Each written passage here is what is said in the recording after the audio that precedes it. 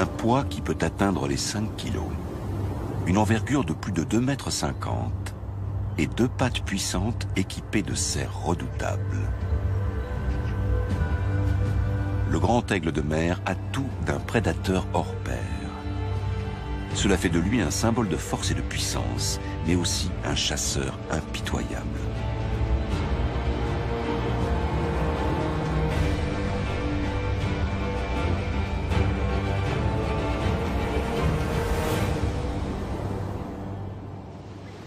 Son territoire s'étire jusqu'à l'extrême nord de notre continent, dans des contrées froides et inhospitalières. Ici, dans les régions glaciales de l'Europe, un nombre surprenant d'animaux bravent les rigueurs du climat, comme ce bœuf musqué, âgé de quelques jours seulement, et bien en sécurité auprès de sa mère. Les bœufs musqués ne sont pas une proie potentielle pour le grand aigle de mer. Le puissant rapace doit se contenter d'animaux plus dociles. Lorsqu'il chasse, il est constamment accompagné d'un groupe de corbeaux. Pour échapper à cette cour importune, l'aigle n'a pas d'autre choix que de s'envoler vers le large. En pleine mer, juste sous la surface de l'eau, la nourriture est très abondante, mais encore faut-il pouvoir l'attraper. Des millions de harengs parcourent les 1000 km qui les séparent de leur zone de frai située plus au sud.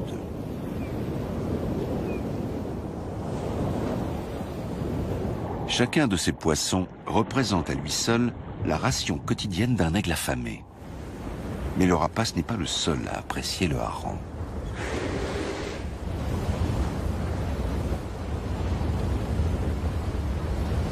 Des orques suivent aussi le banc de poissons. Il arrive que plusieurs groupes se mettent à suivre le même banc. Le buffet à profusion ne régale pas uniquement les orques. Les baleines à bosse accompagnent également le cortège de harengs et en profitent pour se rassasier. En une seule plongée, les géantes peuvent engloutir une centaine de poissons. En journée, les harengs si convoités évoluent à 100 mètres de profondeur. Au crépuscule, ils viennent se placer sous la surface de l'eau et remontent inlassablement le courant chaud du Gulf Stream. Le grand aigle de mer suit le courant à la recherche des poissons migrateurs. Il ne lui reste que peu de temps.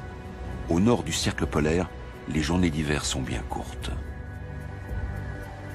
De leur côté, les baleines n'ont pas besoin de lumière pour s'orienter.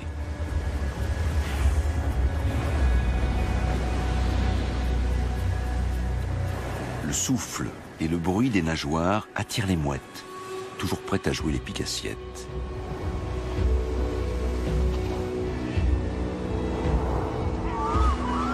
On observe jusque dans la nuit les mouettes et les aigles tournoyer au-dessus des orques et des baleines avant de fondre sur leur proie.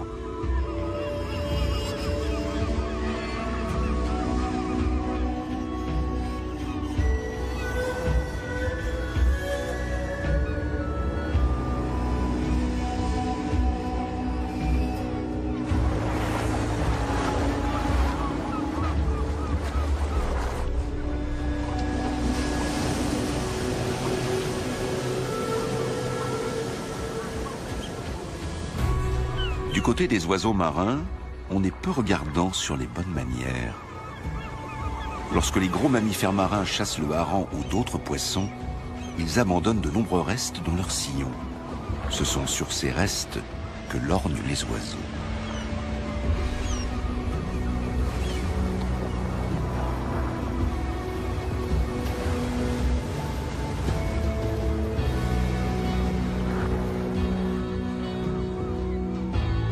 Les aigles gardent leur distance, tandis que les goélands argentés se précipitent dans la cohue et se disputent chaque poisson mort laissé par les baleines.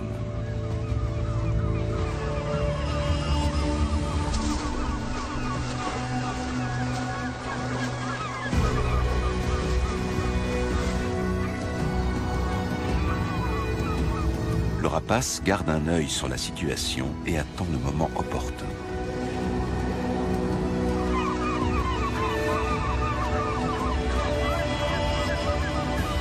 Trop occupés avec leurs semblables, les mouettes affamées passent à côté des meilleurs morceaux.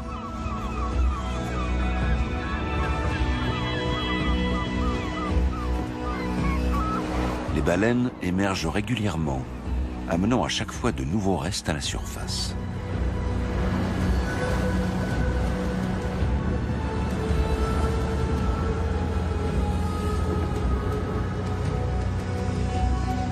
Le moment est enfin venu pour l'aigle d'aller se servir.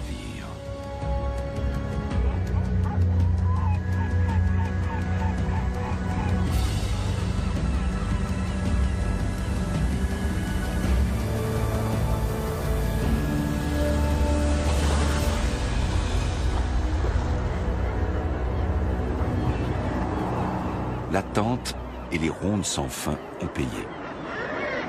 Un demi-kilo de poisson suffit à nourrir un aigle adulte. Le rapace majestueux serait-il un chasseur à la petite semaine, plutôt qu'un prédateur dangereux?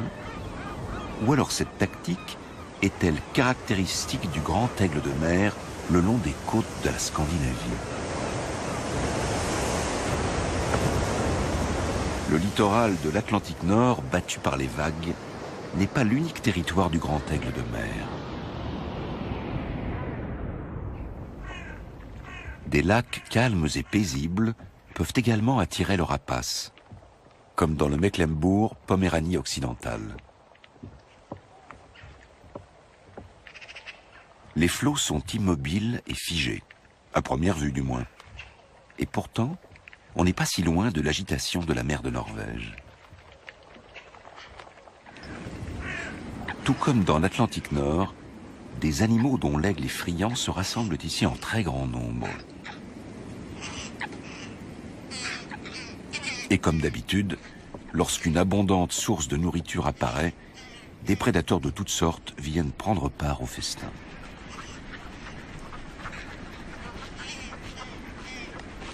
L'aigle s'approche prudemment des caquettements et des clapotis.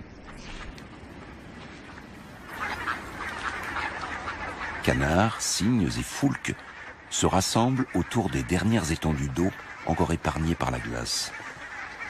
Plus la glace s'étendra, et plus les oiseaux aquatiques seront à l'étroit, littéralement pris au piège. Il n'y a plus grand-chose à manger par ici, et pourtant le peu de surface du lac encore épargné par la glace attire, comme par magie, les oiseaux aquatiques de toute la région. Des centaines de pattes palmées maintiennent l'eau en mouvement et empêchent qu'elle ne gèle entièrement. De plus, chaque oiseau se sent plus en sécurité au sein d'un groupe.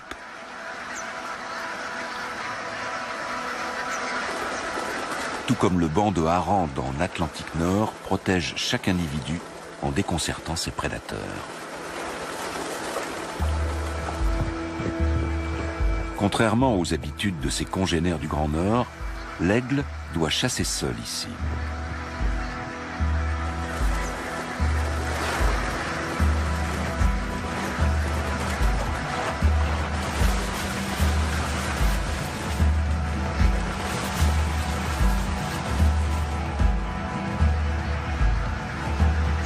Une fois adulte, le rapace à la queue blanche est un chasseur confirmé, mais saisir un oiseau aquatique n'est pas chose facile. Devant la colère du cygne, il est même contraint un instant de battre en retraite.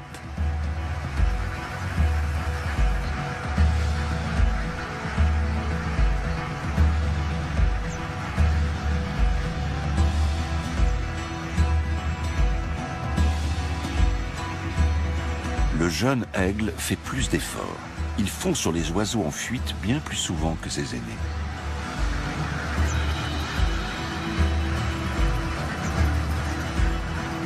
Les aigles s'y prennent à plusieurs reprises. Ils s'envolent du rivage, tournoient au-dessus du trou d'eau et attendent le moment opportun.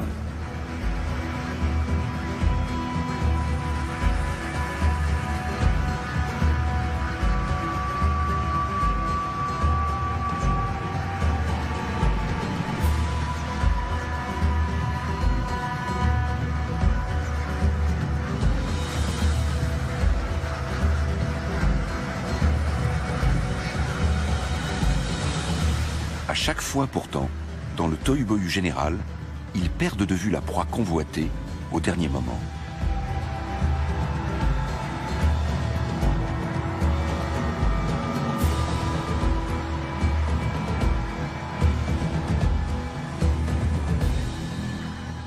Une fois au sol, le grand aigle de mer n'effraie plus personne.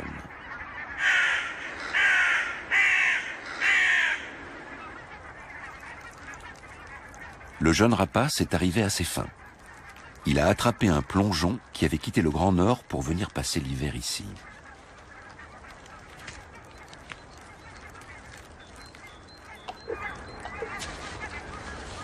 À cette saison, les grands corbeaux se soucient plus de leurs amours que de leur nourriture. Comme les humains, les corbeaux sont en général monogames. Bien avant la nidification, le couple resserre ses liens avec force gestes et palabres.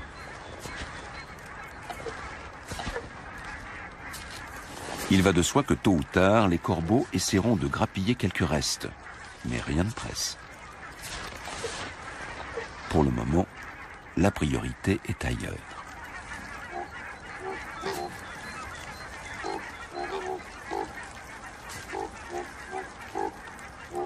Le grand aigle de mer d'épaisse sa proie avec son bec qui lui sert de couvert. Il n'utilise ses serres que pour la maintenir en place. Les corbeaux ont obtenu du renfort et ils ont faim. Ils se montrent plus pressants afin que le rapace n'y passe pas la journée.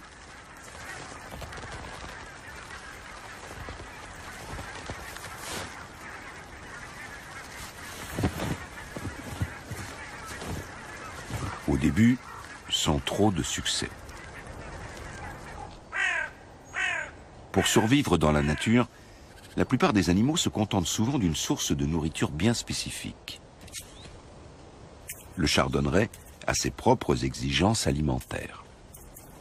Contrairement à la majorité des autres passereaux, il ne migre pas vers le sud à l'automne.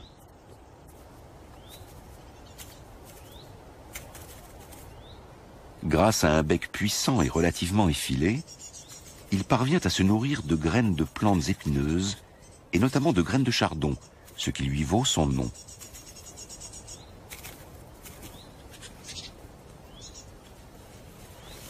Un joli passereau qui en plus mange des graines de mauvaises herbes, voilà qui plaît à l'homme. Les animaux comme le chardonneret ont toujours été très appréciés. D'autres, en revanche, doivent lutter contre une image et des a priori négatifs. Dès la fonte des neiges, apparaissent les anémones hépatiques, premières messagères du printemps. Autrefois, cette période de l'année résonnait des nombreuses parades nuptiales du grand aigle de mer, jusqu'à ce qu'il disparaisse presque complètement de nos forêts il y a une centaine d'années. Dans toute l'Europe, on a impitoyablement chassé le grand aigle de mer, souvent en échange de primes à l'abattage. Des milliers d'aigles ont été abattus en Allemagne, principalement au XIXe siècle. Même dans le Mecklembourg-Poméranie occidentale, riche en forêts et en lacs, la population s'est alors réduite à quelques spécimens. Dans les années 1980, il ne restait plus en Allemagne de l'Ouest que quelques couples. Le grand aigle de mer avait quasiment disparu. Mais tel le phénix, l'oiseau mythique qui renaît de ses cendres, le grand aigle de mer a fait un incroyable retour.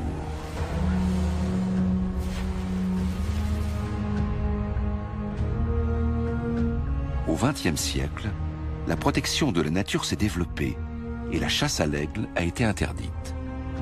Les populations de rapaces se sont dès lors reconstituées, mais pas au rythme escompté.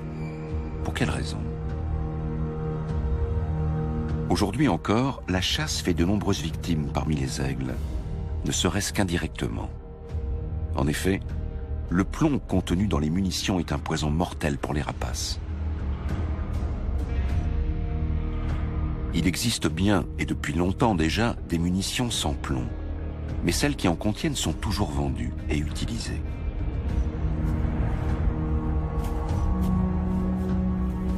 un animal abattu avec une cartouche au plomb représente un danger mortel pour un aigle.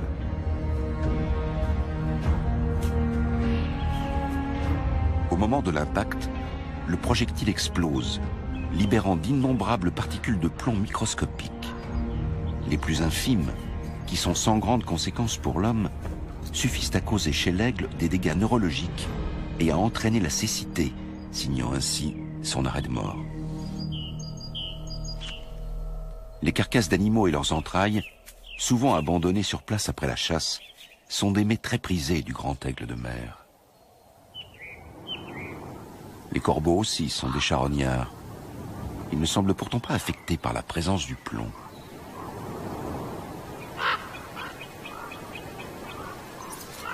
Mais des dizaines d'aigles succombent chaque année parce que des chasseurs refusent de se passer de munitions au plomb.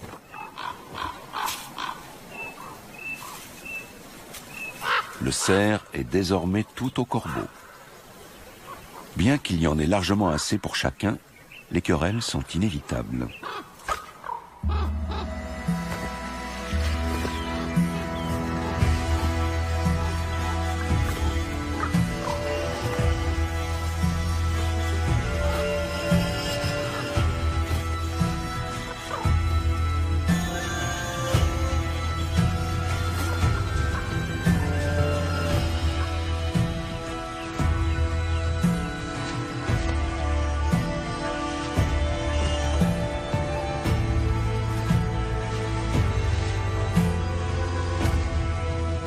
Les corbeaux aussi ont longtemps été chassés par l'homme, au point d'avoir presque disparu d'Europe centrale. À présent, ils reconquièrent progressivement leur ancien habitat.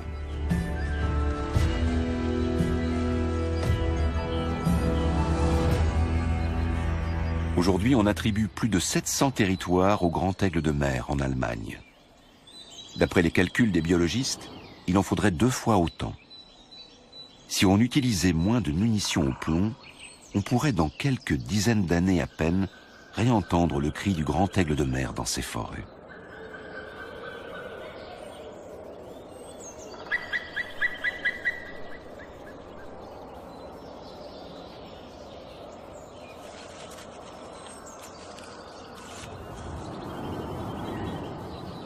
Dès la fin du mois de mars, les aiglons éclosent. Les arbres sont encore bien nus et les rayons chauds du soleil de printemps n'ont aucune peine à atteindre l'air et à réchauffer la couvée. Même si le grand aigle de mer s'accommode de la présence de l'homme, son territoire de prédilection serait plutôt un savant mélange de bois, de lacs et de marais, loin des terres cultivées et de la civilisation. Des territoires que l'on trouve par exemple dans le nord de l'Europe. C'est dans ces régions que l'aigle a survécu, tandis que ses congénères du centre de l'Europe disparaissaient.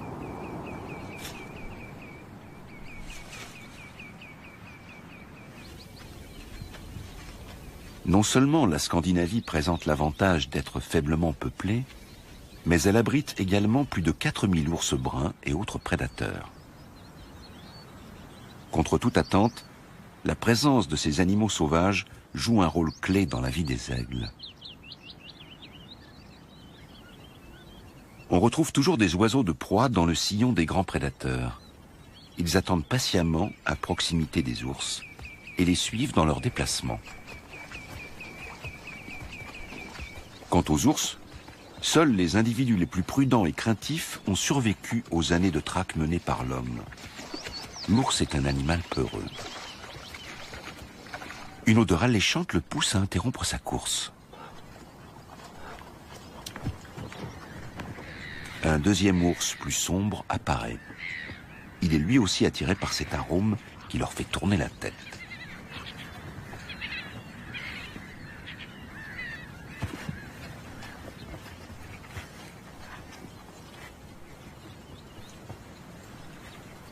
En été, au nord du cercle polaire, le soleil ne se couche jamais. Il fait clair toute la nuit et la vie s'écoule à un autre rythme, où chacun prend son temps.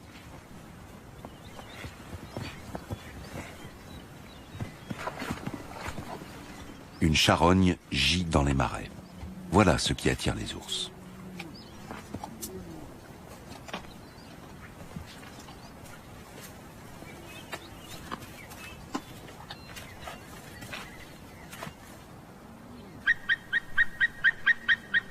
Les aigles n'osent pas se mesurer à eux. Ils n'ont donc pas d'autre choix que d'attendre leur tour.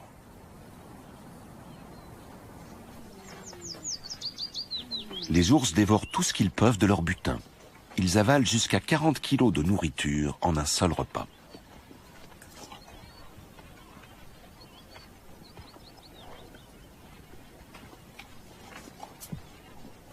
Sur le territoire d'un ours, il y a toujours suffisamment à manger. Il est vrai que ces grands prédateurs sont plutôt végétariens, mais lorsque leur odorat développé leur signale une charogne, ils ne font pas les difficiles. C'est leur travail de dépeçage préalable qui rend ensuite la nourriture accessible aux autres animaux.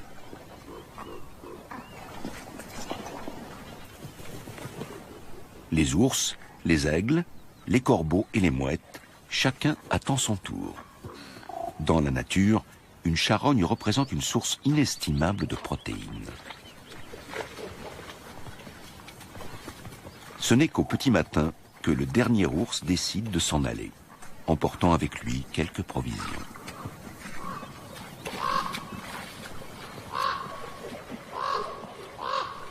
Tout danger semble écarté au sol. L'aigle vérifie que la voie est libre.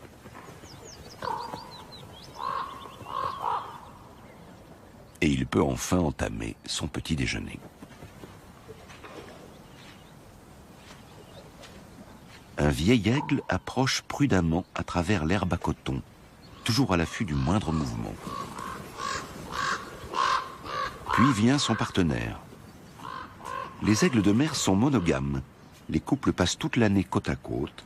Ils dorment et mangent l'un auprès de l'autre. Une telle union peut durer jusqu'à 30 ans. Et ce couple n'en est pas à son premier dîner en tête-à-tête. On attribue plus volontiers le rôle de charognard aux vautours qu'aux aigles. Les rapaces économisent leurs efforts en se contentant des restes. Ainsi, ils prennent également moins de risques.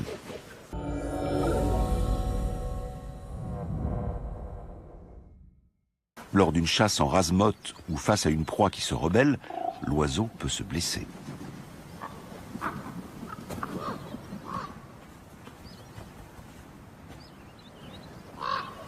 Il suffit aux aigles de rester vigilants et de disparaître rapidement lorsque le propriétaire légal de la carcasse revient de manière impromptue.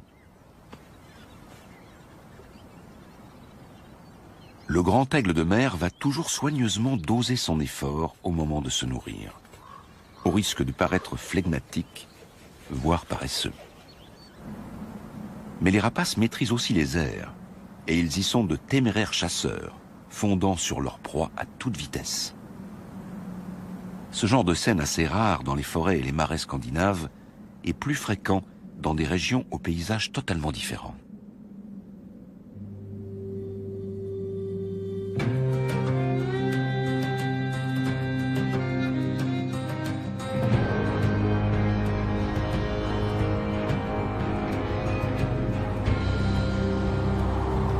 Il faut aller sur les côtes d'Europe du Nord et au-delà du cercle polaire pour mesurer réellement les capacités d'adaptation du grand aigle de mer.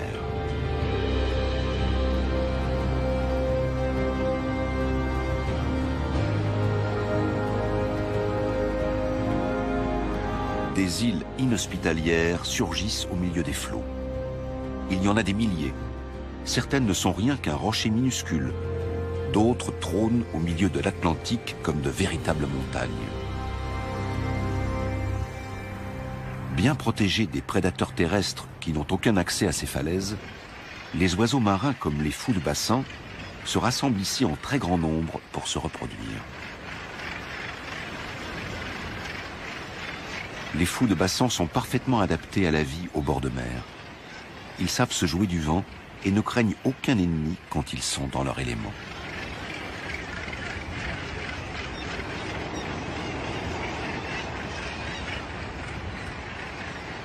Il est un endroit où le grand aigle de mer et le fou de bassin se retrouvent régulièrement. Il s'agit des immenses colonies où les fous viennent se reproduire année après année. On attribue 45 colonies de nidification aux fous de bassin pour un total de 360 000 nids.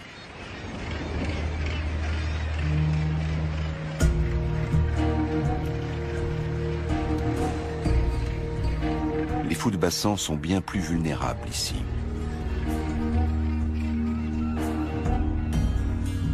Les aigles sont parvenus à s'implanter sans effort sur chacune de ces îles. Ils se sont même établis en Islande et au Groenland.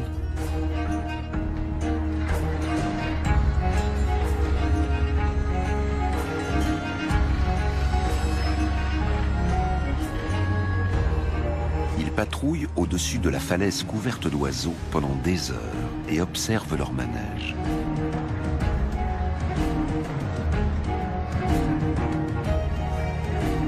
Le chasseur a enfin repéré la proie idéale.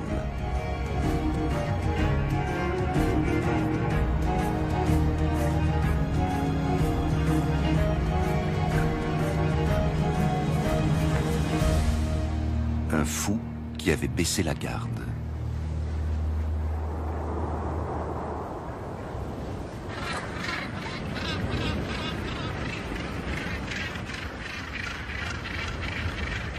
Lorsque la période de nidification prend fin, le calme règne à nouveau sur ces plages idylliques mais froides. Pour les aigles, les proies se font rares. De la nourriture à foison pendant quelques semaines, c'est très bien. Mais un territoire doit permettre à un aigle de se protéger du danger tout au long de l'année, de couver dans de bonnes conditions et surtout de trouver suffisamment de nourriture. On ne sait pas trop où les aigles nidifiaient avant qu'on les chasse massivement. Il est fort probable que nos immenses forêts de feuillus d'antan, avec leur riche faune, en faisaient partie.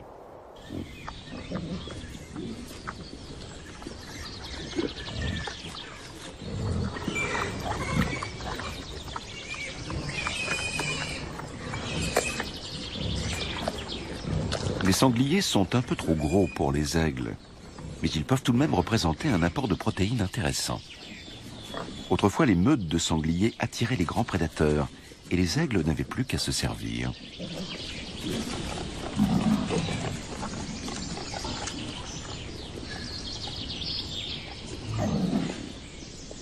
Lorsqu'un aigle fait son nid dans la forêt, il choisit toujours le plus gros arbre.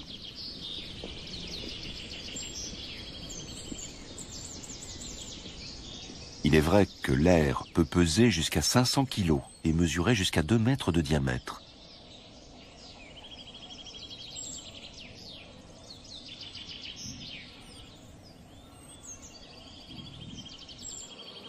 Un seul des 2 poussins a survécu, ce qui n'est pas rare chez les grands aigles de mer. Le plus faible des 2 n'a souvent aucune chance de s'en sortir.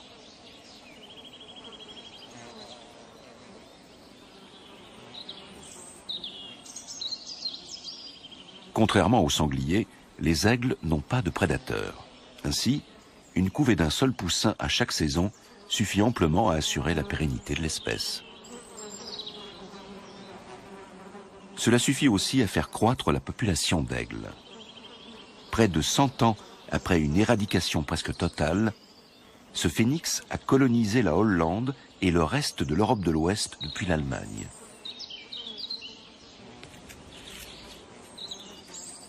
Le jeune aigle s'avère un rejeton plutôt envahissant.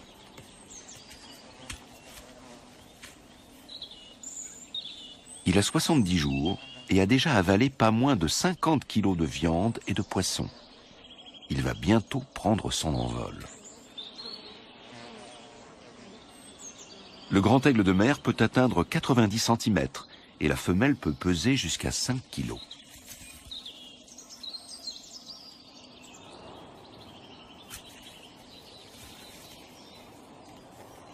Pourtant, elle s'élance dans les airs presque sans effort. Du fait de sa très grande envergure, le grand aigle de mer doit s'établir dans une forêt ancienne, aux arbres robustes.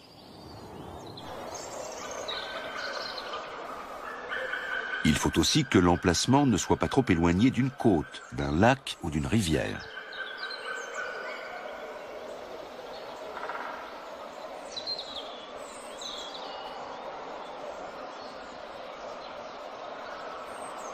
Aujourd'hui, les grands aigles de mer ne sont plus officiellement considérés comme une espèce menacée. Mais il serait peut-être préférable de les considérer comme moins menacés ou en sursis.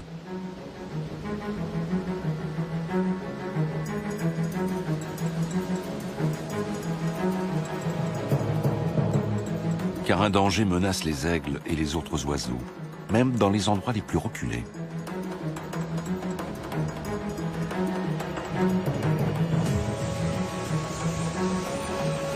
Les oiseaux migrateurs qui tous les ans par millions parcourent les côtes européennes au printemps et à l'automne sont confrontés à un nouveau péril.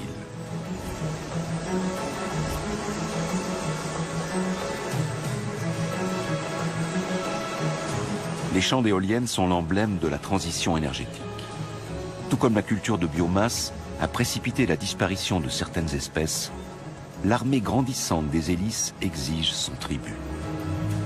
Lorsqu'elles sont lancées à plein régime, les extrémités des pales peuvent atteindre les 300 km/h.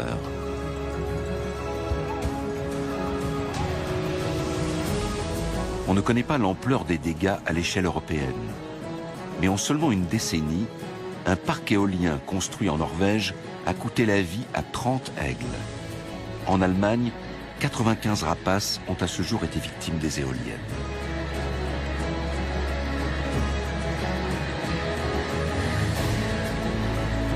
Le choix de leur implantation doit être soigneusement étudié, ou alors la production d'énergie verte mettra en danger beaucoup d'autres oiseaux.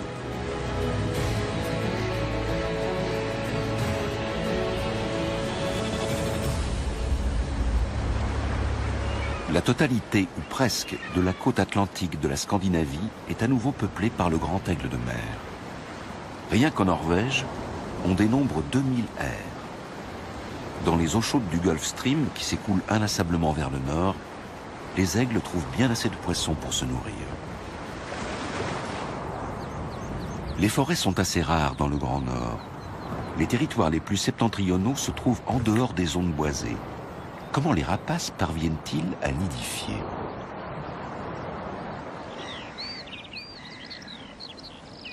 De nombreux aigles bâtissent leurs aires à même le sol. Sur les petites îles perdues dans la mer de Norvège, ils ne sont pas menacés par les ours ou les renards.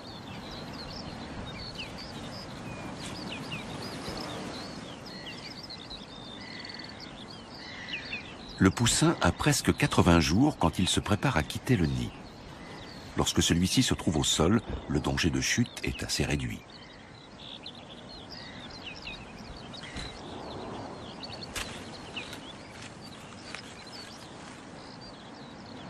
La mortalité des jeunes aigles est inférieure à celle des autres oiseaux de proie.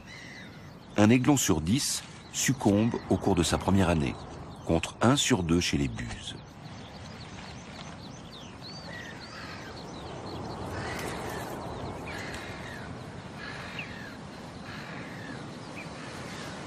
Il bénéficie donc de solides atouts pour prendre son envol.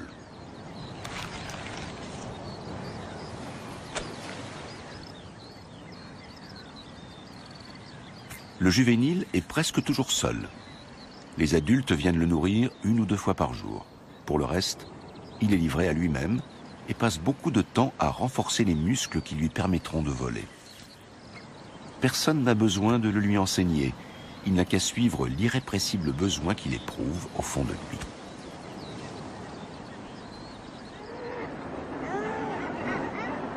C'est sur ces côtes que l'on mesure l'incroyable capacité d'adaptation des oiseaux.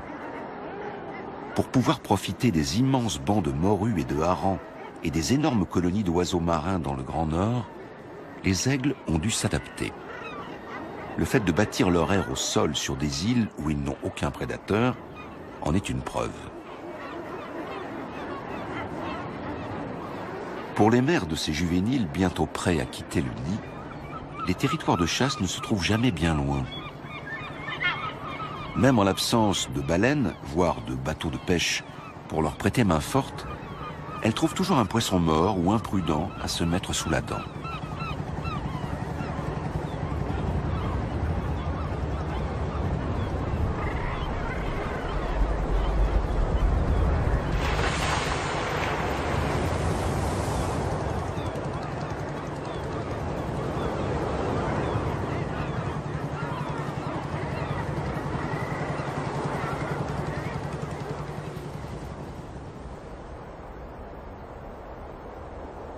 On recense des grands aigles de mer de l'Islande jusqu'au Japon. et la plupart d'entre eux nidifient non pas au sol, mais dans les arbres. En Allemagne, ils préfèrent les pins ou les hêtres.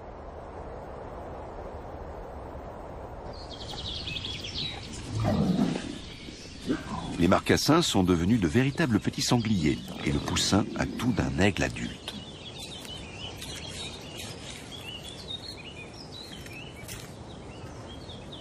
L'aigle adulte encourage inlassablement son rejeton à l'imiter et à quitter le nid.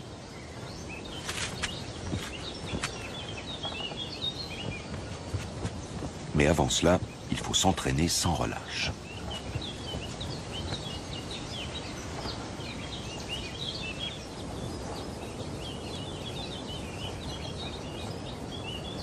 Juste au moment où le juvénile va enfin quitter son aire à 30 mètres de hauteur, un spectacle naturel se déroule non loin de là, qui en fascinera plus d'un au cours des prochaines semaines.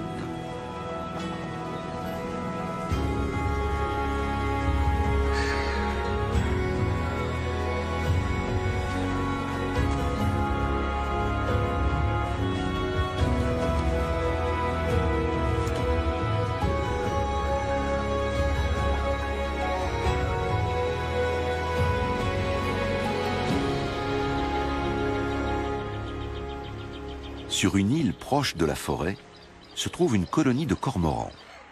Quelques 1500 oiseaux noirs se rassemblent ici tous les ans pour nidifier.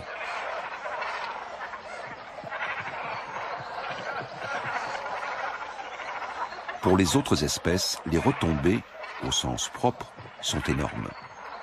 Le sol de l'île est comme brûlé par les fortes déjections des cormorans, et les animaux de passage n'ont aucun mal à y repérer des restes.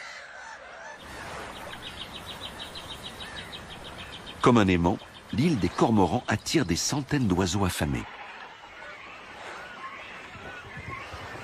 Les cormorans adultes n'impressionnent pas beaucoup les aigles de mer qui tous les matins viennent se poser sur les branchages recouverts d'une croûte blanchâtre. Les aigles sont parfois tentés de piller les nids isolés des cormorans, mais la plupart du temps, ils se posent et patientent.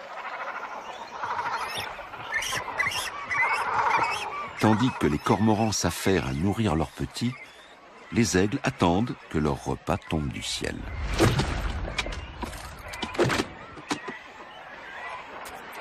Une fois de plus, l'aigle s'emploie à faire bon usage des restes.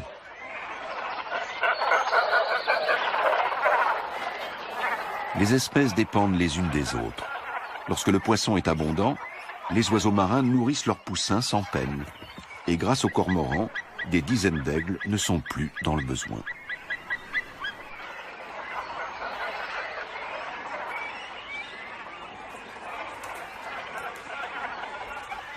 Ce n'est qu'un petit encap pour un oiseau de cette taille, mais il a été obtenu sans aucun effort.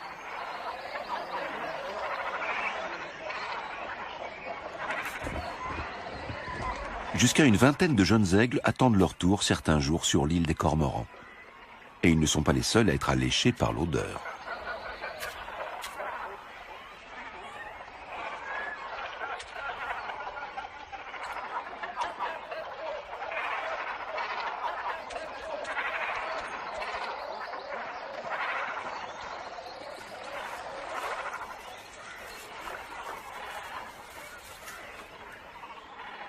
Le roi des mers se révèle en fait le roi de l'attente.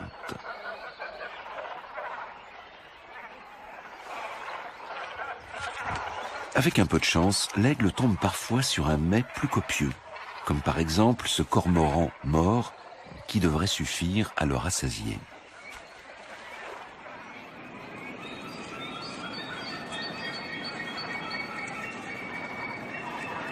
À première vue, on pourrait penser que les cormorans sont trop nombreux sur l'île.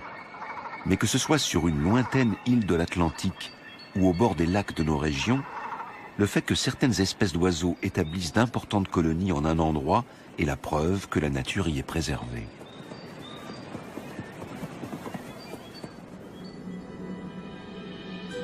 Jamais auparavant, on n'avait recensé autant de grands aigles de mer. Nous devons ce succès à l'engagement des protecteurs de la nature, des gardes forestiers et des chasseurs.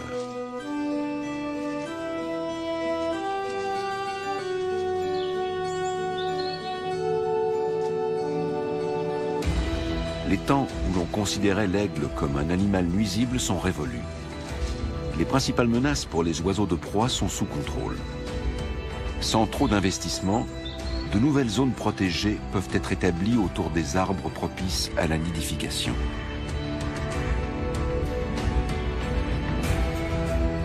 Ce qui manque aux aigles de nos régions, c'est une véritable nature à l'état sauvage. Des zones protégées plus étendues où les grands animaux peuvent évoluer en toute liberté. Il n'y a que très peu d'endroits en Europe où l'on peut s'imaginer à quoi ressemblait le continent avant l'intervention de l'homme.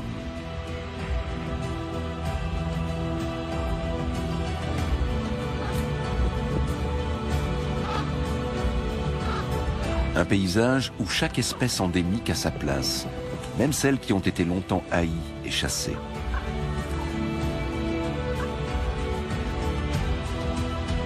Un paysage où petits et grands animaux ont leur place, y compris les aigles.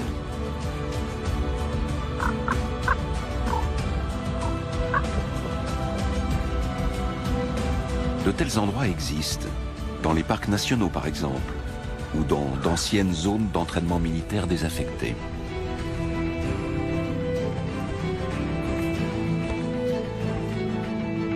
Les loups et les ours sont toujours plus nombreux dans les régions où ils ne connaissent pas de prédateurs. Si on leur permet d'y rester, chaque espèce en profitera.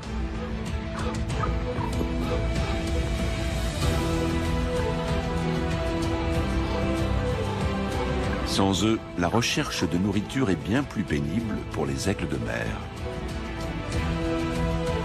Les rapaces suivent ces grands prédateurs pour s'épargner des efforts. C'est un comportement qu'ils ont développé au fil de leur évolution.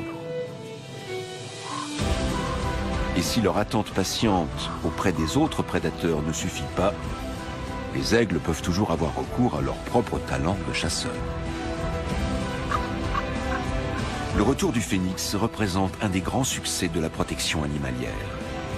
Reste maintenant à intégrer plus de contrées sauvages dans le territoire